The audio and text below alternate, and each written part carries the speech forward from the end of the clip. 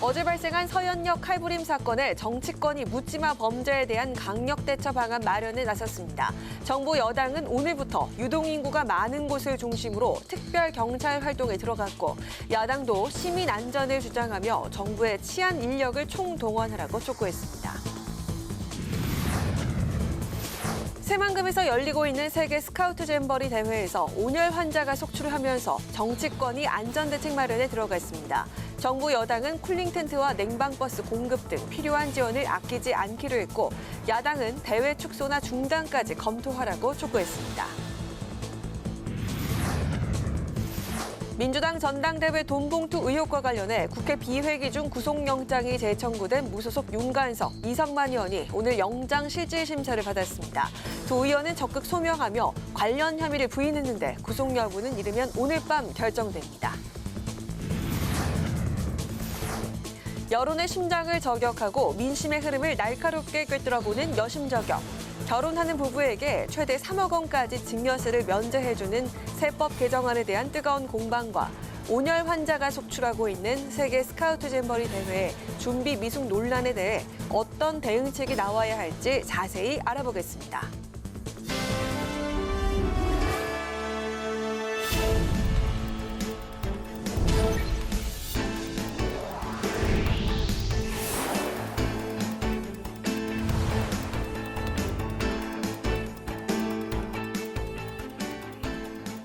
여러분 안녕하십니까? 8월 4일 금요일 국회 라이브 6 시작하겠습니다. 정치권이 묻지마 범죄 강력 처벌 대책 마련에 들어갔습니다. 지난달 신림역에서 발생한 흉기 난동 사건에 이어 어제 서현역에서 일어난 묻지마 칼부림 사건으로 국민 불안이 커지자 대응에 나선 건데요. 최근 논란이 된 LH 발주 아파트 지하주차장 부실 시공을 두고도 정치권이 대책 마련과 함께 공방도 이어가고 있습니다. 보도에 남수지 기자입니다. 국민의힘이 지난달 신림동 흉기 난동에 이어 어제 경기도 분당구에 위치한 서현역에서 발생한 칼부림 사건 등 최근 잇따라 발생하고 있는 일명 묻지마 범죄에 대해 강력 처벌에 나섰습니다. 정부 여당은 오늘부터 특별 경찰 활동을 실시한다고 밝혔습니다. 경찰, 기동대 등 가동 인력을 총동원해 백화점, 지하철 등 유동인구가 많은 장소에 현장 인력을 배치하고 순찰을 강화하겠다는 방침입니다. 국민들의 불안감을 조장하는 온라인상의 위해 예고글이나 가짜뉴스에 대해서도 엄정 처벌하기로 했습니다.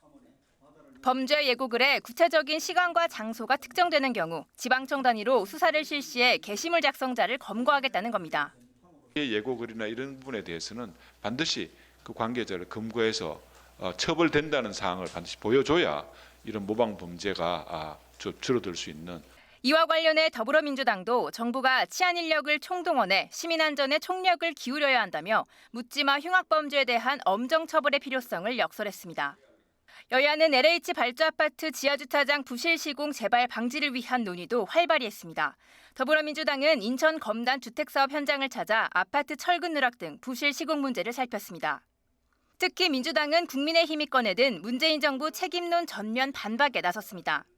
철근 누락이 드러난 아파트 15곳 중 13곳은 윤석열 정부 출범 후 준공한 데다 문제가 된 무량판 공법 지하주차장은 박근혜 정부 당시 시범 적용을 했다는 겁니다. LH 아파트 15곳 중에 13곳이 윤석열 정부 출범 이후에 준공됐거나 무량판 공법 지하주차장은 언제 개발이 되고 시범 적용이 됐냐면 2016년 박근혜 정부 시절에 또 정부 여당에서 부실 시공 대책을 핑계로 내세운 건설 현장 정상화 5대 법안은 노조 옥죄기라고 꼬집었습니다.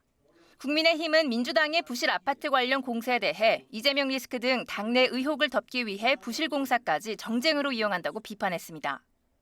한편 여당은 오늘 아파트 무량판 부실 공사 진상규명 및 국민안전 태스크포스 첫 회의를 갖고 부실 공사를 한 회사는 문을 닫아야 할 정도의 처벌을 받도록 법과 제도를 바꾸기로 했습니다.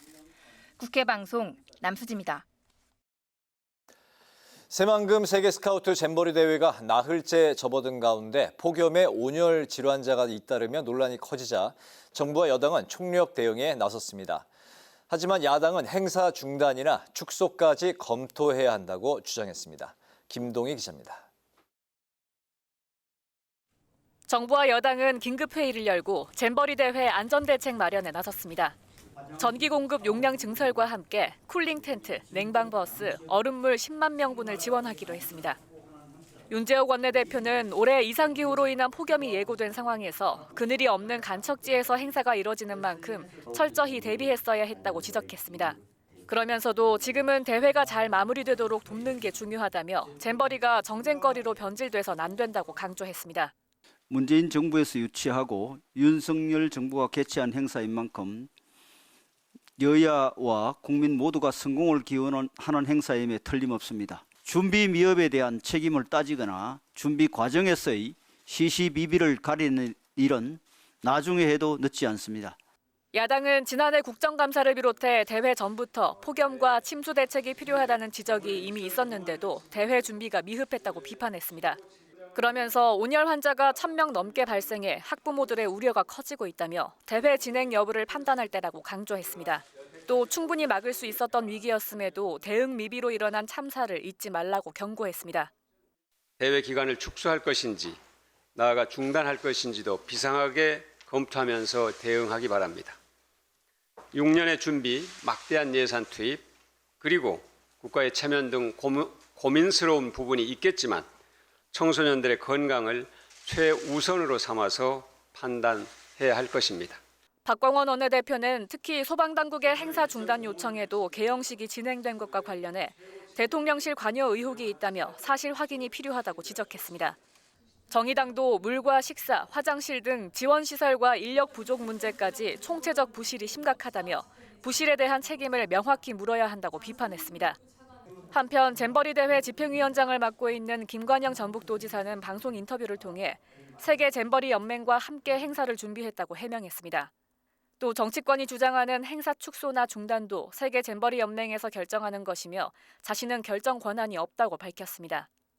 국회방송 김동희입니다. 2021년 민주당 전당대회 돈봉투 의혹과 관련해 윤관석, 이성만 무소속 의원의 구속 여부가 이르면 오늘 밤, 늦어지면 내일 새벽 결정됩니다. 두 의원은 오늘 오전 서울중앙지법이 진행한 영장실질심사에서 소명 기회를 얻어 정당법 위반 혐의를 적극 부인한 것으로 알려졌습니다.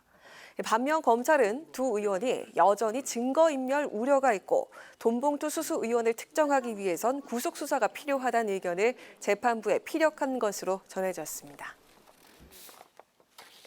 국제신용평가사 피치가 정치 양극화를 이유로 미국의 국가신용 등급을 강등한 것과 관련해 국민의힘이 충격이라면서 야당에 재정준칙을 도입하자고 거듭 촉구했습니다.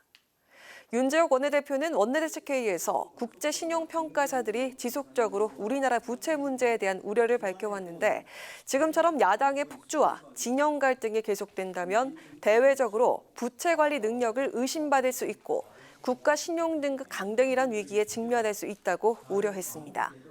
이어서 국민의힘은 지난해 9월 관리재정수지 적자를 GDP의 3% 이내로 제한하는 국가재정법 개정안을 냈다면서 민주당은 재정준칙 도입에 협조하라고 주장했습니다.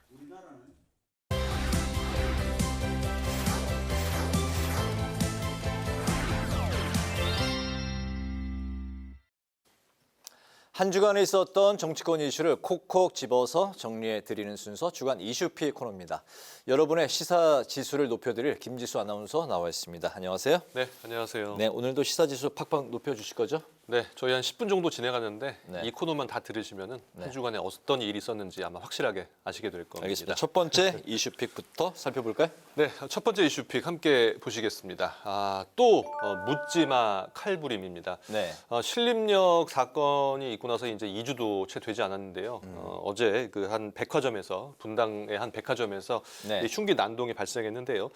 이러다 보니 이 묻지마 범죄에 대해서 좀 처벌을 강화해야 되는 것 아니냐 이런 지적들이 나오고 있습니다. 오늘까지도 또 이런저런 그 사건 사고가 관련 비슷한 사건 사고가 또 그 여러 건이 또 있어서 시민들의 이제 불안이 굉장히 지금 가중되고 있는 상황인데 말씀하신 네. 대로 신림역 사건이 이제 발생한 지 2주도 되지 않아서 또 이번 사건이 발생했기 때문에 굉장히 그 충격적이에요 국민들 입장에서. 그렇습니다. 충격적이고 요즘 뭐 이제 사람 많은 곳에 가기가 좀 불안하다. 이렇게 불안에 지금 떨고 있는 시민분들이 많이 있는데요. 네. 사건의 개요를 잠깐 짚어보면 20대 남성이 분당 서현의 인근 그 백화점에서 흉기를 휘두른 겁니다. 흉기를 휘두르기 전에는 경찰을 몰고 인도로 돌진을 해서 이 5명이 다쳤고요. 이후에 이제 백화점에서 시민들을 대상으로 흉기를 휘둘러서 9명이 다친 겁니다. 신고를 받고 경찰이 출동하기까지 6분 정도 걸렸는데요. 이 6분 만에 14명이 부상을 당한 겁니다. 피의자는 2001년생, 22살의 배달 노동자인 것으로 전해졌고요. 또 오늘도 이제 흉기 사건이 있었는데요. 서울 강남의 고속버스 터미널에서 흉기를 들고 배회하던 20대 남성을 붙잡았는데 뭐 다행히 인명피해는 없었고요. 식칼 2자루를 압수한 것으로 전해졌습니다. 네. 국회가 이제 법을 개정해서 묻지마 범죄에 대해서는 이제 가중 처벌, 지금보다 훨씬 엄중하게 이제 처벌을 해야 된다 이런 목소리가 이제 높아지고 있는데. 네. 그런데 그 국회에 이미 계류 중인 법안들이 있다고요? 그렇습니다. 먼저 민주당에서는 묻지마 범죄로 피해자가 사망을 하게 되면 사형, 무기 또는 7년 이상의 징역에 처하는 특정 범죄 가중 처벌에 관한 특가법 개정안이 발의가 돼 있고요. 또 지난달 28일에는 가석방이 없는 무기징역 또는 무기금고 판결을 선고할 수 있는 형법 일부 개정안도 발의가 됐습니다. 또 국민의힘에서도 발의된 법안이 있는데요. 사회에 대한 증오심을 표출하기 위해서 폭행, 이 살인 범죄를 저질렀을 때 네. 해당 범죄 형량의 2배까지 처벌하는 가중 처벌하는 특가법 개정안을 발의를 했습니다. 네, 여러 가지 이제 법안들이 나와 있는 상황인데 하지만 이 그 계류 중인 법안들을 실제 처리하는 게 쉽지가 않다고요? 그렇습니다. 그동안 국회에서 이 상임위 차원의 논의는 있어 왔지만 지금 논의가 좀 지지부진한 상황입니다.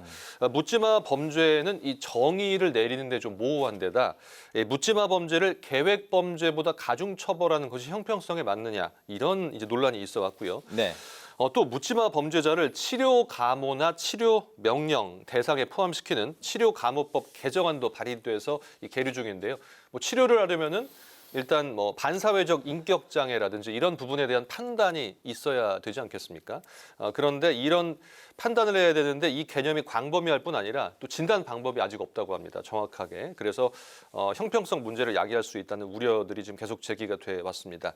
이처럼 이 국회에서 법을 강화하는 것이 쉽지 않은 상황인 만큼 뭐 국회뿐 아니라 이 범정부 차원에서 대책 마련이 절실하다 이런 목소리들이 나오고 있습니다. 뭐 이번이 뭐 처음이 아니라 기존에도 이런 그 비슷한 범죄들이 상당히 많이 있었는데 왜 네. 이런 대책들이 진작에 나오지 않았나 뭐 그런 아쉬움이 좀 남네요. 네, 앞으로 모방 범죄도 이제 또 연이어 터지지 않을까 이런 우려들도 있거든요. 그래서 하루라도 빨리 좀 대책을 마련해야 될 것 같습니다. 네, 두 번째 이슈픽 또 살펴볼까요? 어떤 내용일까요?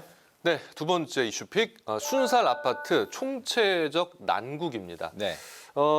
LH가 발주한 아파트에서 이 철근이 누락된 사실이 드러나면서 순살 아파트다 이렇게 지금 언론에서 희화를 하고 있는데요. 네. 설계와 시공, 감리는 물론 이 LH의 전관 예우 문제까지 확대가 되면서 총체적 난국이다 이런 비판들이 나오고 있습니다. 네, 전관 예우, 뭐 현관 예우 여러 가지 이제 이야기를 낳고 있는 상황인데 이렇게 네. 이제 논란이 커지면서 여당이 입주민들을 위한 대책을 발표했는데 전수조사도 추진하기로 했다고요? 네, 맞습니다. 이 LH가 발주한 아파트 중에서 철근이 누락된 이번에 문제가 된 아파트 입주자들에게는 손해배상을 해주도록 했고요. 네. 그리고 입주 예정자에게는 계약 해지권을 부여하도록 했습니다.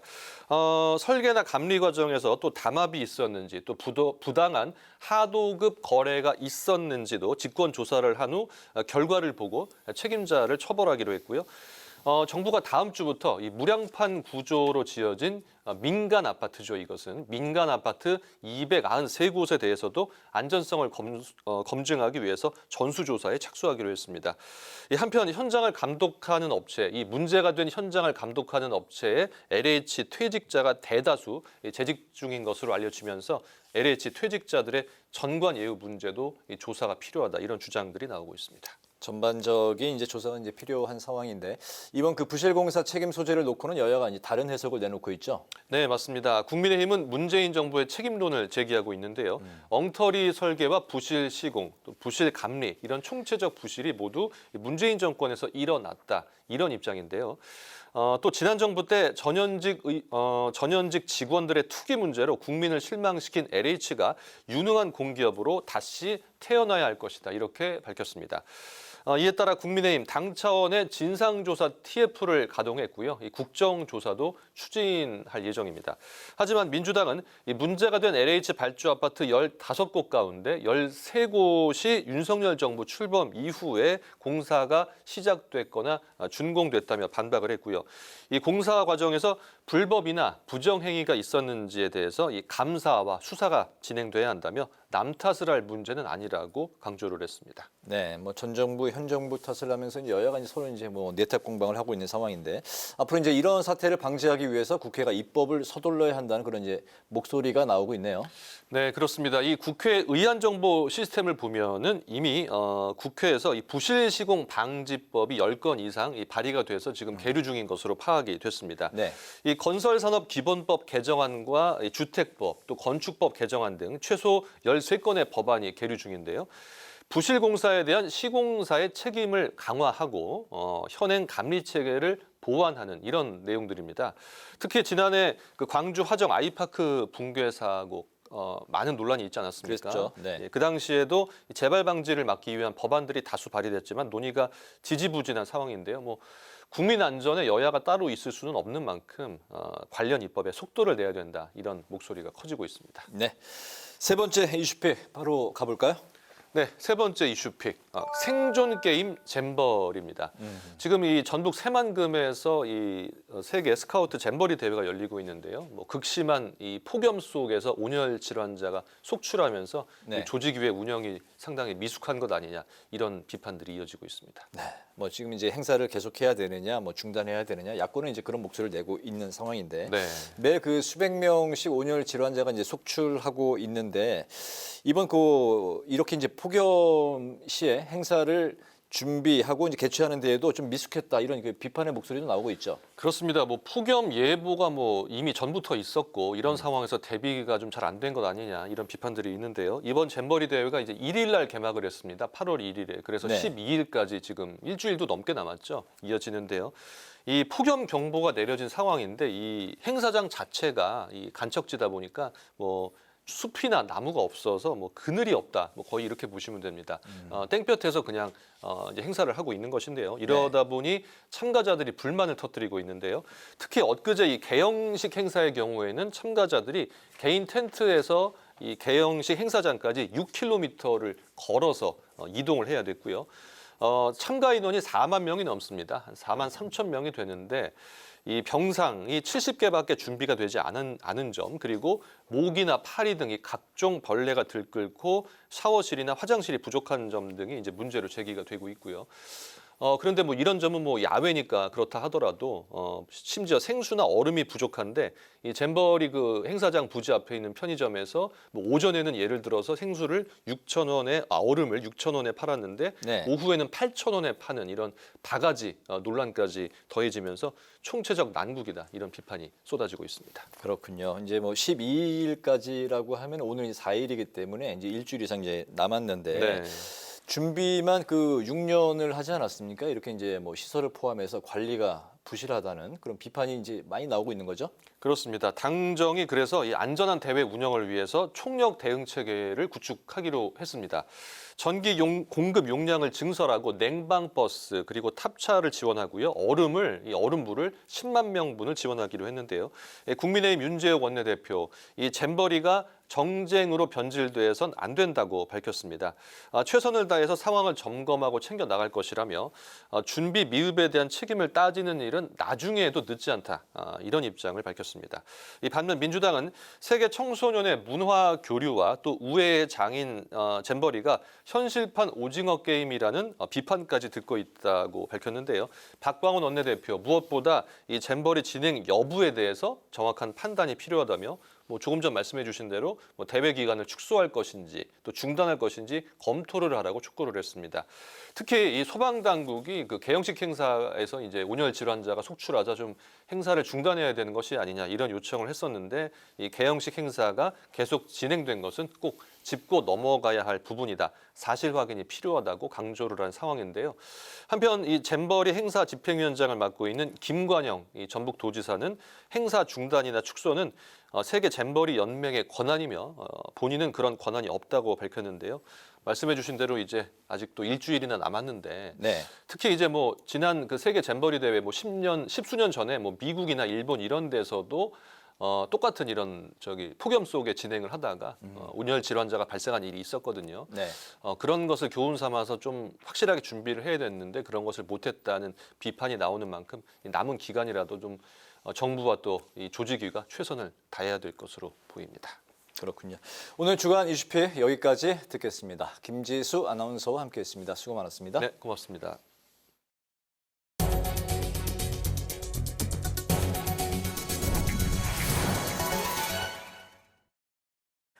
국민의힘이 요양보호사의 성희롱, 성폭행 피해가 심각하다며 권익 향상을 위한 해결 방안을 마련해야 한다고 강조했습니다. 조명희 의원은 오늘 열린 원내대책회의에서 요양보호사들이 입소자로부터 포옹 등 원치 않는 신체 접촉을 당하는 피해가 늘고 있다고 우려했습니다. 또 피해를 보고해도 보호받을 제도적 장치가 미비하다며 고강력 노동을 하고 있지만 저평가받는 요양보호사의 모순적 실태를 하루빨리 정상화해야 한다고 말했습니다. 더불어민주당 민생체험단이 오늘 현장 간담회에서 초등학교 교사들을 만나 교권 회복을 위한 법 개정 추진을 약속했습니다. 박광원 원내대표는 무엇보다 정치하는 사람들의 잘못이 크다며 법안과 정책들을 더 튼튼하게 보강하도록 노력하겠다고 강조했습니다. 한편 간담회에 참석한 교사들은 강력한 교원 보호 대책과 더불어 학교폭력 예방법 개정, 생활지도 전담 교사 배치 등을 주장했습니다.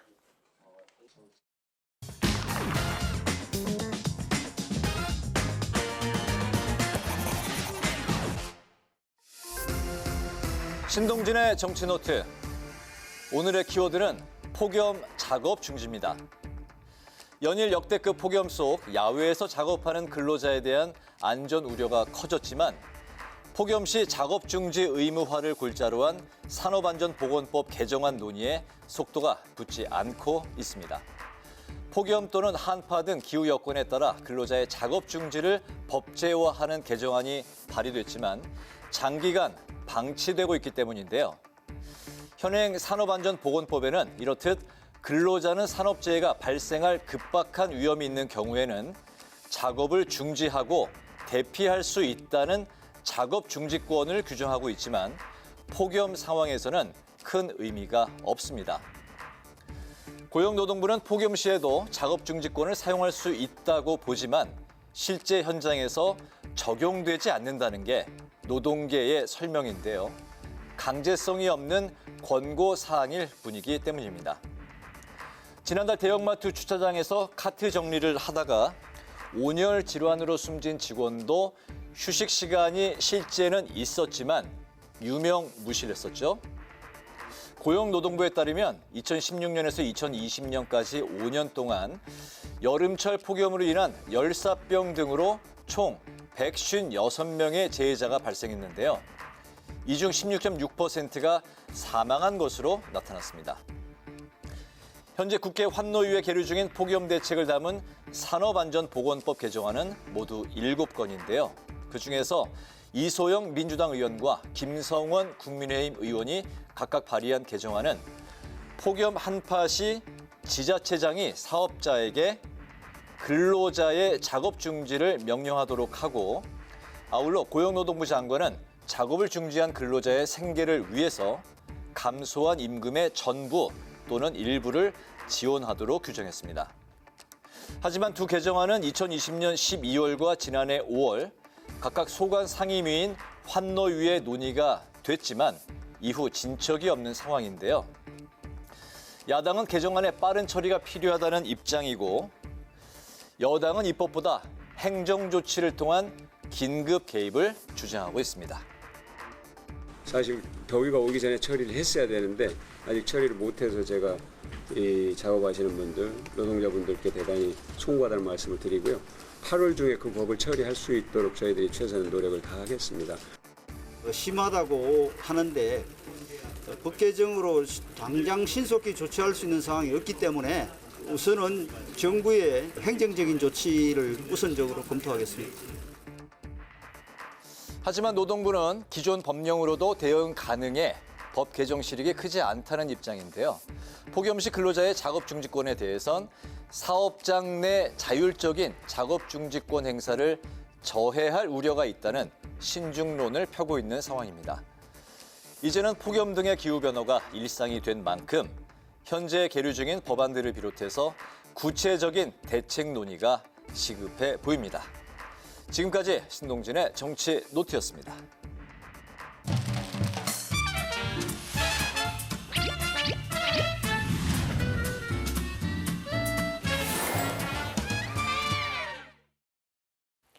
네, 정치권 이슈와 정책 분석을 통해 여론의 심장을 저격하고 민심의 흐름을 날카롭게 꿰뚫어봅니다. 여심저격. 최수지 국민의힘 서울시 의원, 안규령 더불어민주당 상근 부대변인 나오셨습니다. 반갑습니다. 네, 안녕하세요. 네, 어서 오세요. 연일 폭염이 이어지고 있는데 오늘 그 전북 부안 새만금이 36도까지 올랐다고 합니다. 그 세계 스카우트 잼버리에서 온열 환자가 속출하고 또 준비 미중 논란이 일고 있는데 오늘 박광원 원내대표는 대회 기간을 축소 중단 검토하라 이렇게 얘기를 했습니다. 또 민주당에선 책임론을 제기했고요. 또 정부 여당은 문정부에서 유치를 하고 또 현 정부에서 개최한 행사라고 언급을 하면서 냉장, 냉동, 탑차와 의료물자를 제공하는 등 총력을 다해서 대응을 하고 있습니다. 자, 이 두 분께서는 현재 상황을 어떻게 보고 계시는지 먼저 안 대변인부터 들어볼까요? 네, 온열 환자가 오늘은 더 늘었다고 하더라고요. 청소년들의 안전과 건강이 달려 있어서 굉장히 지금 우려가 되는 상황입니다. 세계 청소년들의 우정과 추억을 공유하는 자리인 잼버리가 현실판 오징어 게임이 됐다 이런 이야기까지 나오는 것 같아서 생존 게임이 됐다. 네, 국격이 폭염과 함께 녹아내리고 있다 이런 이야기까지 나오고 있습니다. 배수가 되지 않는 야영장, 안이 보이는 수영장, 그리고 막힌 화장실, 부패한 음식 이런 것들이 외국인들의 눈에 비치는 한국의 기준이 된 것 같아서 굉장히 안타깝고요. 무엇보다 예견됐고 또 막을 수 있었던 일이라는 것이 가장 큰 문제겠죠. 지난해 사실 잼버리 예비 행사가 열릴 예정이었는데 열리지 못했습니다. 당시에 민주당 이원택 의원이 폭우, 폭염, 그리고 배수 등의 문제가 우려된다라고 여성가족부 장관에게 건의를 했는데 윤석열 정부가 1년 동안 무엇을 했는지 잘 모르겠어요. 그리고 심지어 지난주에는 이상민 행정안전부 장관이 현장 점검을 갔습니다. 그러면서 가장 안전한 잼버리를 만들겠다고 공언했거든요. 그런데 지금 상황이 어떻습니까? 윤석열 정부의 난맥상이 지금 그대로 드러난 것이라고 보입니다. 네. 네, 민주당이 근데 책임론을 제기하기에는 사실 너무 내부에서도 갑론을박이 많은 상황으로 알고 있습니다. 한 전북도 의원이요, 이 잼버리는 피서가 아니다, 금이야 오기야 키운 대한민국 청소년이 문제다라고 그 김관영 전북도지사 페이스북 글에다가 댓글을 달면서 조금 논란이 되기도 했잖아요. 이번에 윤석열 대통령 지시로 예비비 69억이 이제 투입 재가가 되었습니다. 네. 문정부에서 말씀하셨다시피 문정부에서 유치한 행사인데 이게 현 정부가 잘못을 하고 있다라면서 책임을 전가하는 것은 조금 저는 지양돼야 되는 게 아닌가라고 생각이 들었고 아무쪼록 무사하게 예정된 행사를 마치고 청소년들이 안전하게 귀가할 수 있도록 좀 총력을 다했으면 좋겠다라는 생각이 들었습니다. 네, 여기서 또 그 문정부 얘기가 나옵니다. 네, 책임을 전가하는 것이 아니고요. 지금 책임은 윤석열 정부에 있기 때문에 그렇게 말씀을 드리는 것입니다. 정부가 바뀐 지도 언젠데 아직까지 전 정부 탓을 하는지 모르겠습니다. 그리고 엄밀히 말하면 이 잼버리 유치 운동 자체는 박근혜 정부에서 시작이 됐습니다. 그리고 잼버리 조직위원장이 모두 5명인데요. 이 중에서 3명은 윤석열 정부 인사입니다. 김현숙 여성가족부 장관, 그리고 이상민 행정안전부 장관, 박보균 문화체육관광부 장관 이렇게 3명이죠. 전라북도가 지난해에 이미 김현숙 여성가족부 장관에게 코로나19에 따른 준비 부족 그리고 폭염 등이 우려되니까 대회를 1년 연기하자라고 했는데 정부에서 거절을 했습니다. 그리고 윤석열 정부의 이상민 장관은 아까 말씀드렸듯이 불과 지난주에 현장을 보고도 어떠한 대책도 마련하지 않았죠. 그리고 지금 예산을 투입하기는 했지만 앞서 배수나 침수 같은 문제를 해결하겠다고 약속을 해놓고 예산 투입 계획을 잡지 않은 것은 바로 윤석열 정부의 한덕수 총리입니다. 그리고 윤석열 대통령 본인도 스카우트 출신 운운하면서 한국 스카우트 연맹의 명예 총재로 추대가 됐고 그리고 이제 잼버리에 뭐 최대한 지원을 아끼지 않겠다 이렇게 약속하지 않았습니까? 그런데 뭐 현실은 어떤가요? 권력은 누리는 것이 아니라 제대로 책임질 때 제대로 발휘된다라는 말씀을 꼭 드리고 싶습니다. 네, 반론하시겠습니까?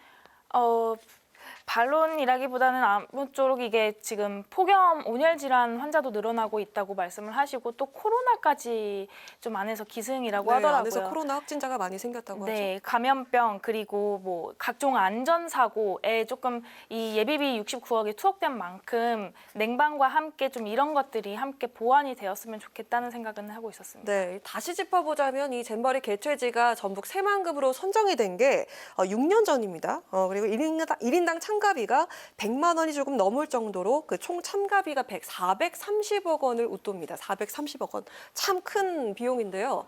2천억 원의 공사비가 투입된 것으로 알려지면서 이거 준비가 소홀했던 게 아니냐 그런 지적이 있습니다. 그 많은 돈과 시간을 다 어디에 썼던 걸까요? 끝나면은 좀 확인 과정 같은 게 좀 필요해 보입니다. 네, 살펴봐야 될 문제겠죠. 현재는 이제 세계 청소년들의 안전과 건강이 달려 있는 거기 때문에 최대한 취할 수 있는 조치는 모두 취해야 한다고 생각을 합니다.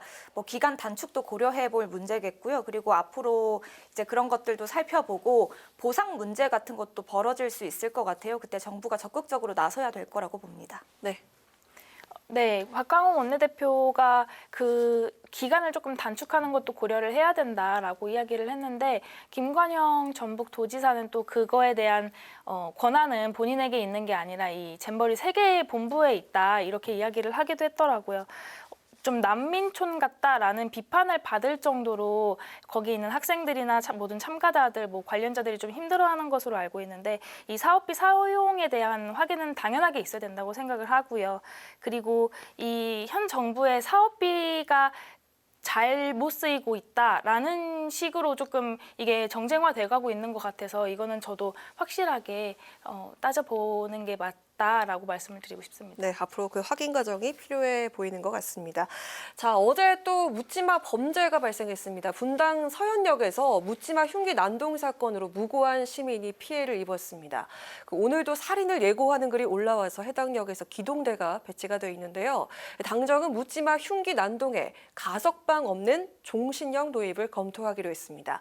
이 묻지마 살인에 대해선 가중처벌해야 한다는 의견과 또 사전에 차단할 수 있는 제도 마련이 더 시급하다는 주장이 있는데요. 자, 두 분께서 어떤 입장 갖고 계신지 먼저 최 의원부터 들어볼까요? 일단 이런 묻지마, 무차별적인 불특정 다수를 향한 이런 사건은 저는 테러로 규정을 해야 한다라고 생각을 하고요.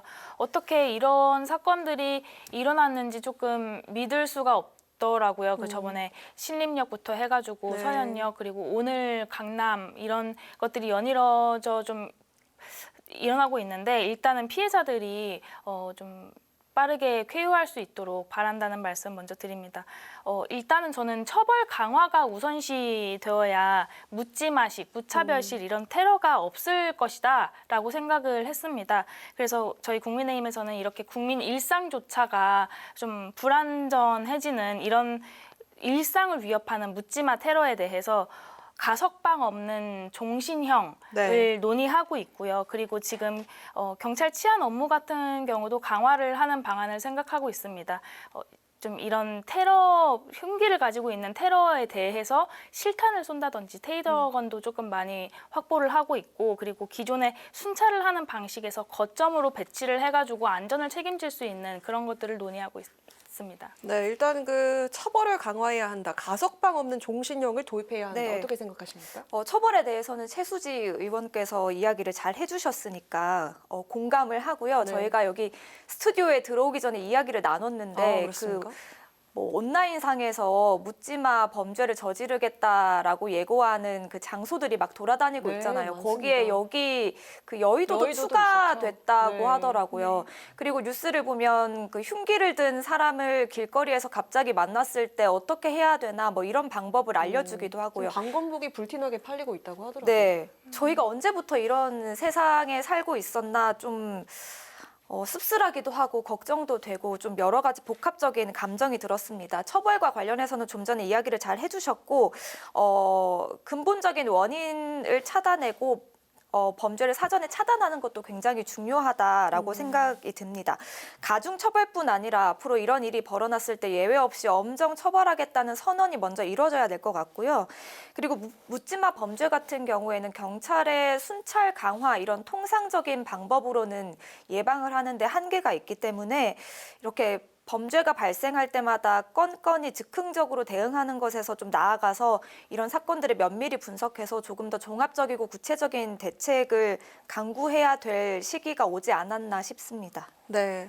자, 이제 정치 현안에서 정책 토론으로 가보도록 하겠습니다. 정부가 결혼하는 부부에게 최대 3억 원까지 증여세를 공제하는 세법 개정을 추진하면서 갑로들박이 이어지고 있는데요. 이 물가 상승을 반영한 합리적인 정책이란 주장이 있는 반면에 여유가 있는 일부 가구만 혜택을 받을 것이다. 이런 우려의 목소리가 나옵니다.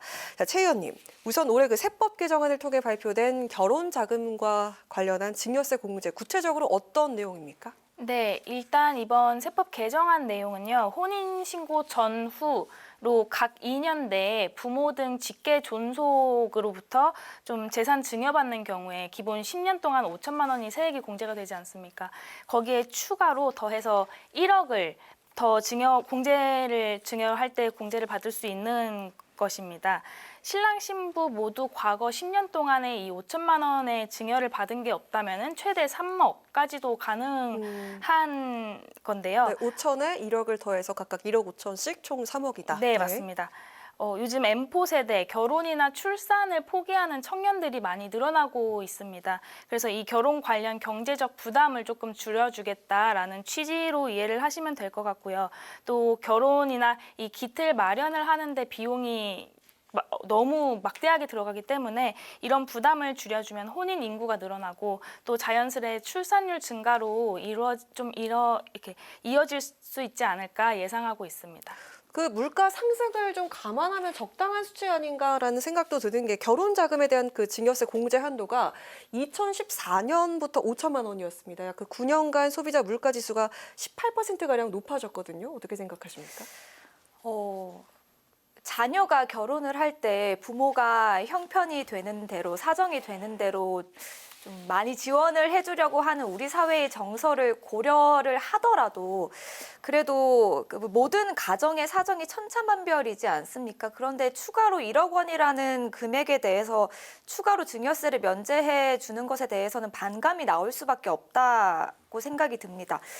자녀가 결혼을 할 때 1억 5천만 원을 그냥 지원해 줄 수 있는 부모가 과연 몇이나 될까 하는 의문이 들거든요. 그렇기 때문에 인생의 새로운 출발점에 있어서도 차별이 있는 거 아니냐, 부자들의 세금을 깎아주려는 의도 아니냐 이런 이야기가 나오고 있습니다. 그리고 생각을 해보면 이런다고 해서 과연 결혼을 많이 할까요? 저는 거기에 대해서도 좀 의문이 들더라고요. 증여를 못해서 사람들이 결혼을 안 하는 것은 아니다라는 생각이 듭니다. 그러니까 부자 감세이자 부의 대물림 확대 방안으로밖에 오해를 받을 수 없을 것 같고 결혼 장려를 명분으로 해서 증여세 제도를 개편하려는 움직임이 아닌가라는 생각도 듭니다. 네, 그 결혼 장려 대책에 대한 이야기는 잠시 후에 하도록 하고요. 자, 다시 최 의원께 여쭙겠습니다. 실제로 그 총 3억 원을 증여할 수 있는 집안이 얼마나 될까 그런 생각이 드는데 그렇다 보니까 그 금수저 집안의 부의 대물림 아니냐라는 이야기가 나오고 있습니다. 물려줄 재산이 없는 부모를 둔 이들은 상대적으로 박탈감을 느낄 수 있지 않을까요? 네. 그런데 2023년 기준으로 결혼 비용은 신혼집을 마련하는 것, 또 혼수 비용 이런 것들을 총 합치면은 3억 3천만 원 정도 소요된다는 통계가 있습니다. 3억 원이 넘네요. 네. 그리고 이 세법 개정안은 최대 3억이 지원이 가능하다는 선을 만들어 준 거고요. 이 개인으로 보면 1억이라는 자금에 대해서 추가로 증여세를 면제하려는 것입니다.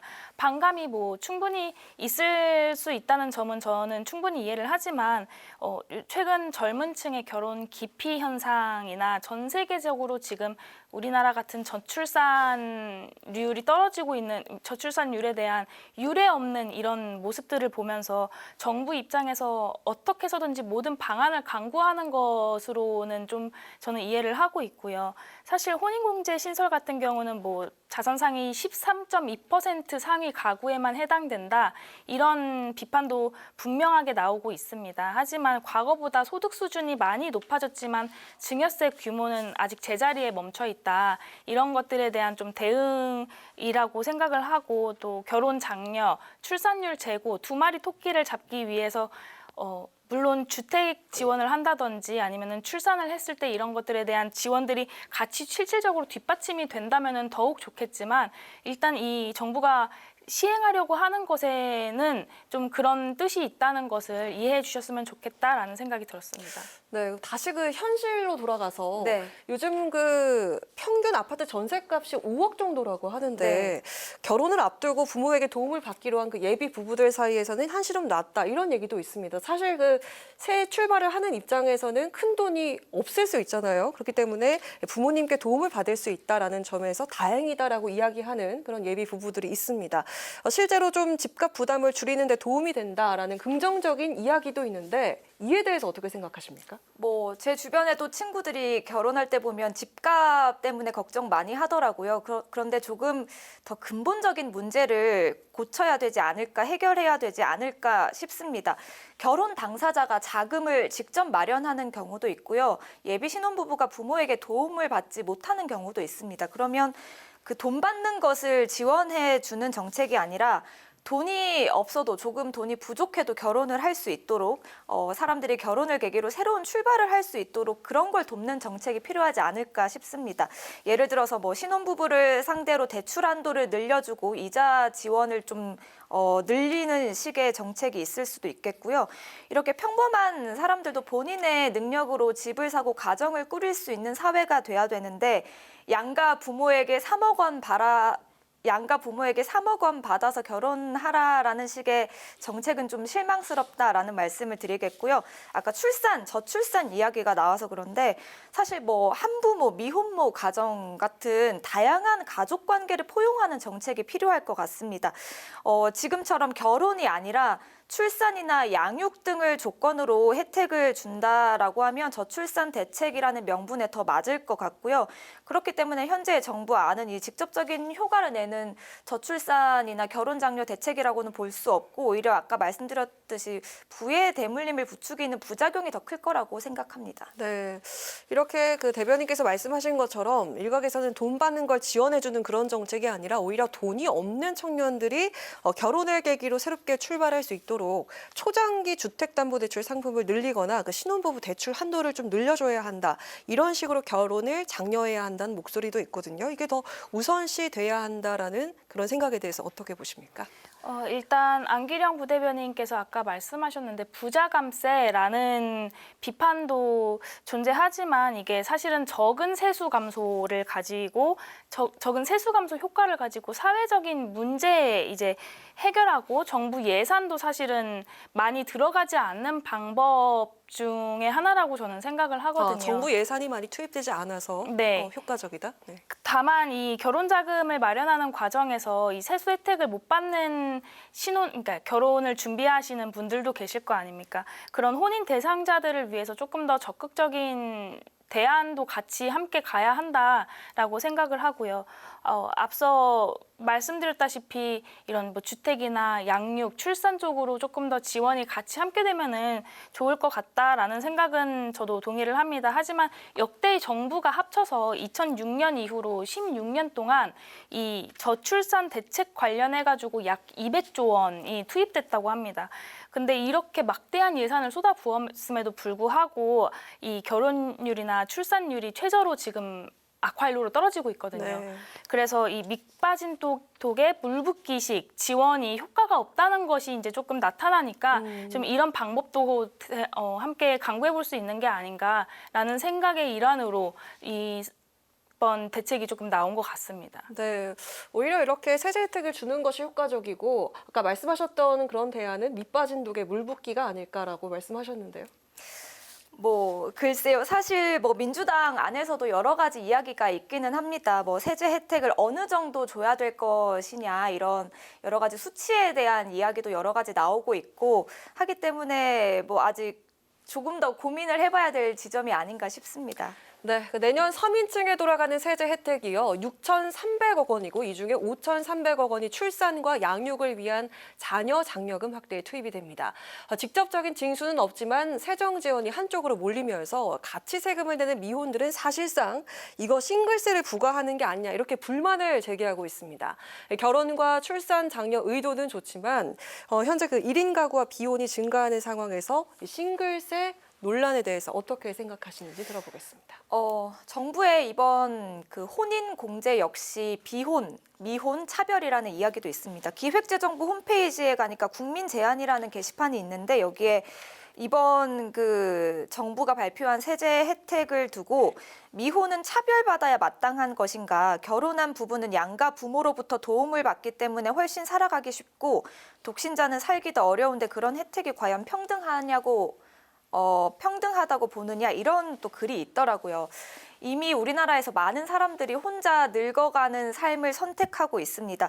하지만 주변에 또 보면 뭐 싱글이라고 하면 비정상이라고 보거나 비주류라고 보는 인식이 여전히 많은 것 같아요. 그리고 각종 제도나 정책에서도 싱글들이 배제되어 있는 것 같고요. 실제로도 싱글들은 아파트 청약이나 공공임대주택 입주에서도 불리한 점이 사실이죠. 네. 그렇기 때문에 앞으로 우리 사회에서 이 복지의 기본 단위를 가족에서 개인으로 바꿔가야 된다. 그런 논의가 좀 시작돼야 된다라는 의견이 많이 있는 것 같습니다. 복지의 기본 단위를 바꿔야 한다. 어떻게 생각하십니까?